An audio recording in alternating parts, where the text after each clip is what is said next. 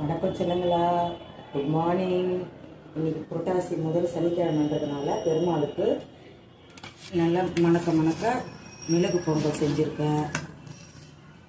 அதுக்கு தொட்டுக்க தக்காளி பாசிப்பருப்பு போட்டு கடையல் பண்ணி வச்சுருக்கேன். என் பெரிய பொண்ணு டயட்டில் இருக்கிறதுனால அவள் பொங்கல் சாப்பிட மாட்டாள், அதனால அவளுக்கு பார்லி கஞ்சி பண்ணி வச்சுருக்கேன். இவ்வளோ தான் எங்கள் வீட்டு மெனு. மதியம் லஞ்சு என்ன லேட்டாகும் செய்கிறதுக்கு, அதனால இதுதான் எங்கள் வீட்டு பிரேக்ஃபாஸ்ட்டு. உங்கள் வீட்டில் என்னன்ற வாங்க சாப்பிட்லாம். உங்கள் வீட்டில் என்ன மெனுன்றதை எனக்கு கமெண்டில் தெரிவிங்க. அதோட ஒரு சின்ன டிப்ஸ் சொல்கிறேன்.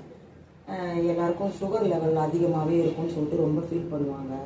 என்ன மாத்திரை மருந்து எடுத்துருந்தாலும் அது கண்ட்ரோலே ஆக மாட்டேங்குவாங்க. அதுக்கு ஒரு சின்ன டிப்ஸ் சொல்கிறேன். நாட்டு மருந்து கடையில் பன்னீர் பொருள் கிடைக்கும். அதை நீங்கள் வாங்கிட்டு வந்து நைட்டு ஒரு 10 பூ போல் போட்டு ஊற வச்சுருங்க. ஒரு டம்ளர் தண்ணியில் ஊற வச்சுருங்க.